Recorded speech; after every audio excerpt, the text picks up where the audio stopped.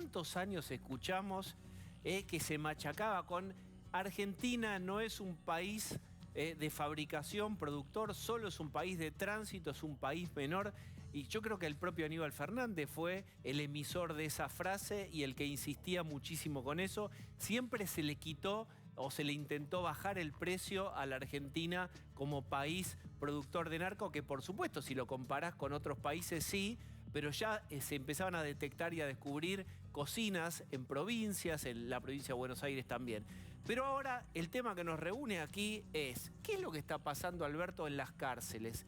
¿Cómo tienen tantas facilidades? Porque Rolo un poco irónicamente decía su celda, no, su despacho.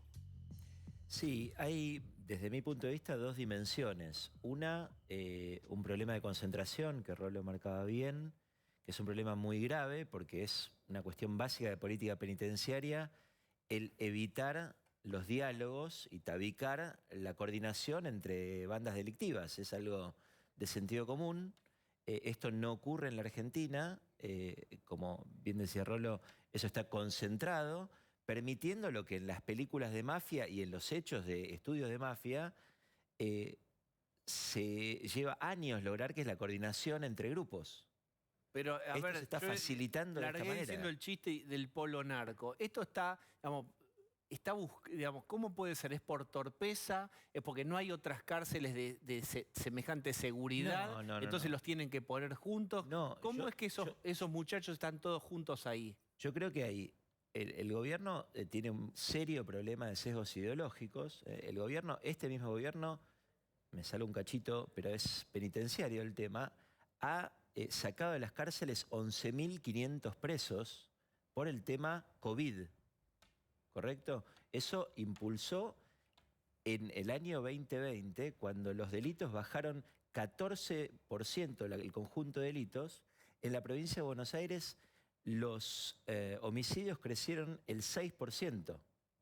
Pero vos diste un número muy fuerte. 11.500, porque siempre se discutió cuántos habían sido finalmente. 11.500 es tu dato. Sí. Liberaron 11.500 es, bajo el paraguas de COVID. Es. Y lo que hay que tomar Perdón, en ¿y cuenta... esos cuántos ¿Y volvieron? volvieron? Bueno, no tengo el número de cuántos reingresaron, pero el punto es... Te hago un punto, Alberto. Los únicos que sabemos que reingresan son los que vuelven a delinquir y los agarran. Lógico. O sea, un mínimo porcentaje. Son porque el sistema falla también atrapando. Pero nos enteramos de algunos liberados cuando lo agarran reincidiendo. A eso iba, porque esta es una comunidad que aparentemente uno, por supuesto, es muy acotada y los niveles de reincidencia se dan entre los propios miembros de esta comunidad delictiva. Me refiero a los presos de la Argentina. Bueno, son un grupo comparativamente acotado de la sociedad. Ahora, si uno larga a esas personas, obviamente lo que está prevaleciendo es la idea de que inevitablemente van a delinquir. Y las consecuencias, porque la resocialización no funciona, porque no hay patronatos liberados, no hay plata para todo este tipo de cosas, el punto es que abrir las cárceles en esos valores significa, obviamente, conociendo cómo son las tasas de reincidencia, admitir de que la tasa de delitos crezca, los homicidios crezcan. Y esto es lo que ha llevado adelante el gobierno en estos primeros 2 años. Pero el gobierno dice, no, pará, digamos, por la pandemia y porque había menos circulación y restricciones hubo menos delitos. El gobierno dice que hubo menos delitos. Por eso te decía, hay esta paradoja entre... Efectivamente, hay 14% menos de la totalidad de hechos delictivos. Sin embargo, los delitos más graves, los homicidios, han crecido el 6% con el señor Berni en la provincia de Buenos Aires. Santa Fe, en el año 2020, duplicó la media nacional de homicidios. Argentina creció el 3,6% en pandemia. El conjunto de homicidios, Santa Fe tiene hoy el doble de la tasa de homicidios que la media del país. Y ahí tenés que ver al narco como principal motor. Digo, complementando lo que dice Alberto, Santa Fe el problema que tiene es el narcotráfico. El gran problema. Y eso impulsa otros delitos, principalmente los homicidios, que es como se resuelven las disputas por el territorio y entre capos narcos. Cuando decimos que están operando cada uno su boliche, los narcos, desde sus, vos decís, despachos, celdas, ¿a qué nos referimos concretamente? ¿Qué se descubrió? ¿Qué se vio? ¿Cómo inferimos esto? Que los asesinatos que vemos de sicarios en el centro de Rosario, vemos sicarios matando gente. Los agarran. ¿Quién era el sicario? Un chiquito de 16 años, un tipo sin grandes antecedentes. ¿Quién lo contrató a ese hombre?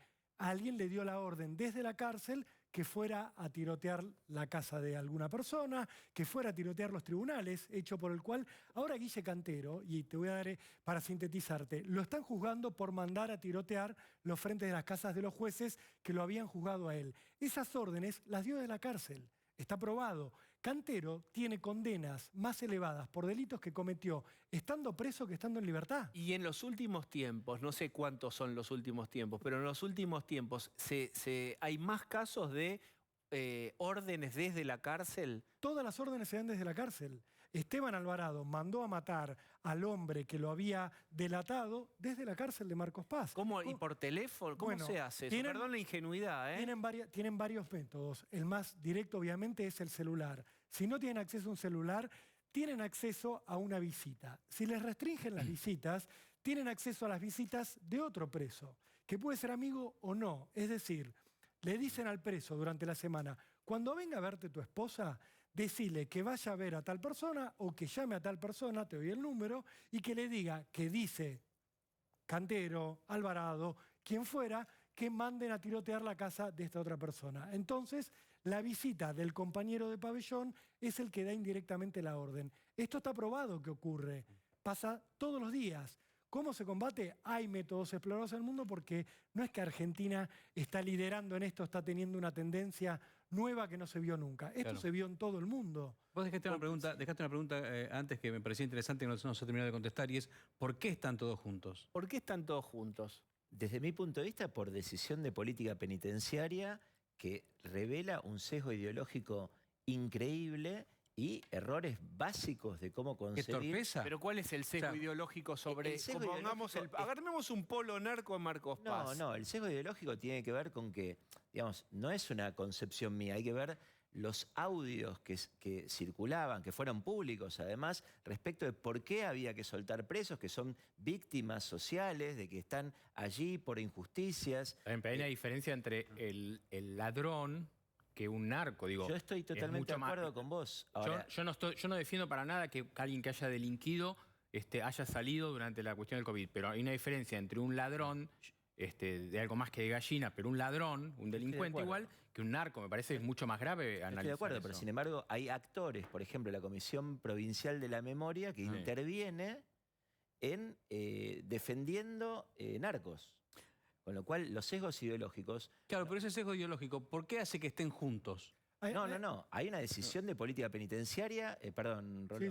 Sí, hay una decisión de política penitenciaria que se toma, el responsable de la política penitenciaria es el ministro de Justicia, el señor Soria, que dicho sea de paso, no se ha expedido al respecto. No sabemos cuál es la razón por la cual él permite este tipo de cosas. ¿Habría otros lugares para llevarlos? Hay una serie de elementos que hay lugares, ahí voy, pero la pregunta es para los dos. Sí, digamos, ¿hay cárceles lo suficientemente robustas para dispersar, digamos, capos narcos con guita para operar cosas? Primero tenés que tener en cuenta algo. A Cantero, a Guille Cantero y a Esteban Alvarado, que son narcos rosarinos, los tuvieron que sacar de Santa Fe por pedido de las autoridades santafesinas, que decían, en nuestras cárceles no los podemos controlar. Bueno, por eso, y eso entonces, no abona, entonces... Le pidieron al Servicio Penitenciario Federal que los trasladen a cárceles federales. Muy bien. A Cantero lo pasearon por 7 cárceles distintas.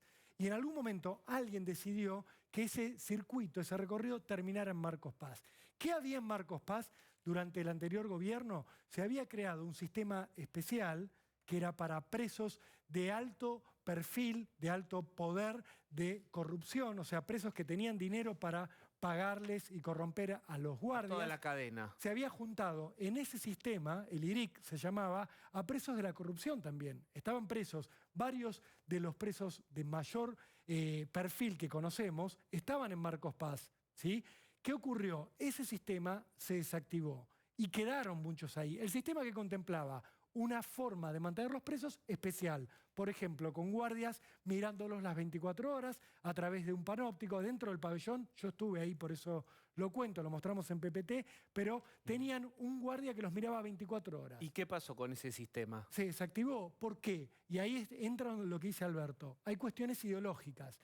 Para vos aislar a un jefe narco del mundo exterior, tenés que vulnerarle ciertos derechos personales. Por ejemplo, el derecho a la libre comunicación con el exterior, el derecho a que pueda visitarlo cualquier persona. ¿Qué te dicen gente como los integrantes de la Comisión por la Memoria, que menciona a Alberto porque son un actor en todo esto? Dicen, no, la pena solamente implica retirarte tu libertad, no retirarte el resto de tus derechos. Debería haber un consenso, que evidentemente no hay en este gobierno, para convertirlos en presos con derechos mucho más limitados. Por ejemplo, el Chapo Guzmán en México tiene una cámara que lo filma a las 24 horas. Acá no lo podés hacer. ¿Por qué? No se puede hacer eso. Ideológicamente. Es ilegal. Lo que pasa es que hay un punto que me parece que es crucial en este debate, que es cuando en uso de determinadas herramientas los presos cometen delitos, eso automáticamente debería implicar una restricción en el acceso a esa herramienta que provoca la muerte de personas. ¿Me explico? No es un razonamiento demasiado si es lo que ustedes complejo. están contando, que ya se probó porque han confesado que mandaron a matar desde la cárcel, ¿eso no hizo que se suprimieran estas, entre comillas, libertades? Supuestamente a Guille Cantero le provocó que lo movieran de una cárcel a otra, pero él se probó que desde prisión ordenó un secuestro extorsivo. Están las grabaciones donde él habla con los captores. De hecho, pequeña anécdota, se equivocaron de víctima. Él mandó a secuestrar a un hombre y lo llaman y le dicen, mirá, lo tenemos pero no estamos seguros si es, y él le termina diciendo, no es. Se equivocaron, era el hijo del carnicero, no el hijo del narco rival, y le terminan diciendo, bueno, sacale 2 kilos de asado para el domingo. Este diálogo está grabado de un hombre que está preso y sus sicarios que están afuera actuando. ¿Qué pasó con Guille Cantero? Tiene un teléfono en su celda. Entonces, ahí es donde entra el sesgo ideológico de no lo podemos privar de su comunicación al mundo exterior porque es su derecho esencial. No, pero ahí hay corrupción judicial, por corrupción supuesto, política y corrupción penitenciaria. Porque, si el teléfono accede el tipo donde vos decís no hay celulares y le da un teléfono fijo, es que evidentemente sobornó mínimo al servicio penitenciario de ahí. Sin duda. ¿Sabés lo que pasa? Que no solamente esto tiene impacto en los que nos enteramos de estas noticias. Esto se ve en los barrios. Esto se ve en los barrios porque hay un descontrol en los barrios. Y eso es un poco también lo que explica el resultado de las elecciones. Y nosotros tampoco estamos haciendo esa relación. Totalmente de acuerdo con ese punto porque, digamos, hay vasos comunicantes que no se dan a través necesariamente de los medios, pero sí se dan a partir de las informaciones que llegan de estos capos a sus propios barrios, donde esas acciones liberan inhibiciones que por otro lado existirían para, digamos, Rosario tuvo la semana pasada 6 muertos en un día. Eso es típicamente, lo que vos decís, que yo coincido, descontrol de todos los frenos de control estatal, de toda autoinhibición de las organizaciones delictivas. Eso está desmadrado. ¿Producto de qué? Bueno, producto de que no hay una postura clara respecto de liderar este proceso. Liderar este proceso quiere decir no graciosas declaraciones y chicanas a la oposición. Quiere decir bajar la tasa de homicidios de Rosario.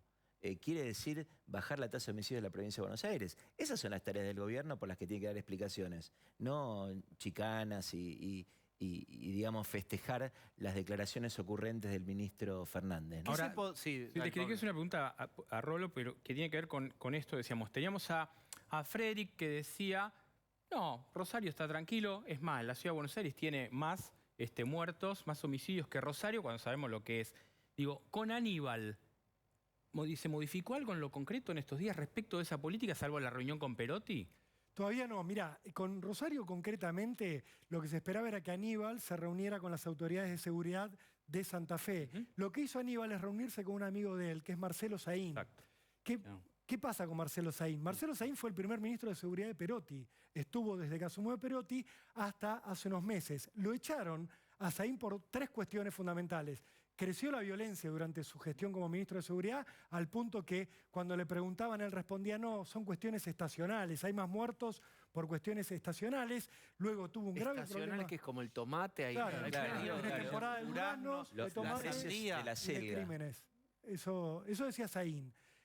Saín tuvo además problemas con la policía por cómo los retribuía, cómo les daba los ascensos, tuvo un grave problema con esos y terminó teniendo un problema fundamental que fue un audio que él le envió a un comisario que se difundió donde Saín decía, ustedes, los santafesinos, son unos negros pueblerinos que lo único que saben hacer es dormir la siesta, menos mal que Dios atiende en Buenos Aires y no en Rosario, si no seríamos Uganda. Lo estoy citando literalmente. Con este escándalo tuvieron que correr y mandarlo de vuelta a la Dirección de Investigaciones del Ministerio Público Fiscal. ¿Qué hizo Aníbal apenas asumió? Se reunió no con el ministro de Seguridad que reemplazó a Saín, sino con Saín. Y dijo, yo voy a coordinar con Saín las nuevas acciones porque lo que falta es coordinar cómo se investiga. Así que realmente es un interrogante qué respuesta le va a dar. Bueno, en lo concreto lo que debería hacer es mandar fuerzas federales, que es lo que le está pidiendo Perotti, y buscar de alguna manera apagar el incendio que tiene con los homicidios que ya suman 150. ¿No? Pero este incendio no es los medios hegemónicos viendo cómo hacen para tal... No, esto viene de los fiscales de esta procuración que se llama... La Procunar, la procuración... Esto viene, digamos, nosotros lo tomamos de la Procunar. ¿Qué tenemos para decirle a los fiscales? Porque el otro día hablamos con un fiscal de Rosario también, que hizo todo el equilibrio que pudo, pero dice, bueno, ya está elevada nuestra queja al servicio penitenciario, hay buena voluntad, pero... Digamos, ¿qué pasa con estos fiscales que están tratando de investigar y combatir el narco cuando se enteran de esto? No, por supuesto hay gente extraordinariamente valiente. Hay un montón de fiscales en Rosario que viven con chaleco antibala, una situación espantosa. Y eso está fuera de discusión, es gente realmente muy, muy valiente. El punto, lamentablemente, no es la cuestión individual, no es un individuo valiente, sino que haya un sistema de protección de la sociedad respecto de presos que delinquen desde las cárceles. El problema Santa Fe es un problema que, como decía Rolo, arranca hace 15 años, eclosiona en 2013 y todos son parches, porque, a ver, la ministra Frederick la semana pasada, hace 2 semanas, cuando le pidieron que envíe fuerzas federales, además de chicanear con que la ciudad tenía más homicidios, todas cosas inconducentes, ofreció 180 miembros de las fuerzas federales. Cuando nosotros enviamos, el gobierno del presidente Macri envió gente a Rosario en el año 2017, fueron 3.330 personas que bajaron el 32% de los homicidios. Pero te agrego algo, eso no termina de solucionar el problema. Porque además de enviar fuerzas federales, tenés que tener una política muy profunda de reforma de la policía de la provincia de Santa Fe, que tiene 19.000 miembros y manifiestas dificultades de toda índole que van desde la inoperancia a la corrupción para tratar con el tema del narco. Y lo que está pasando ahora también en la provincia de Santa Fe es, lo que no había pasado hasta ahora, violencia en los campos. Había mucha violencia rural. Digamos, estaban entrando en los campos de toda la zona, digamos, y se supone que es un desprendimiento de eso, ¿no? Lo que está pasando con los monos es el manual de la diversificación delictiva. Es decir, primero arranco con el narco. Luego me expando a la extorsión, cosa que hacen con comerciantes comunes de Rosario a los que les piden impuestos, digamos, recaudan impuestos. Las películas de la mafia. Y después prestan un servicio, manual, nos decía este fiscal, ¿no? Sí. Digamos, se empieza a comerciar violencia. Tengo un servicio de violencia y apriete, digamos, morosos e incobrables, pero por 1000, bueno, ya se hace ese trabajo. Absolutamente. Bien. Y la otra gran expansión es el lavado de dinero, respecto a lo cual no tenemos ni una puntita del iceberg del dinero que está invertido ilegalmente en toda la Argentina.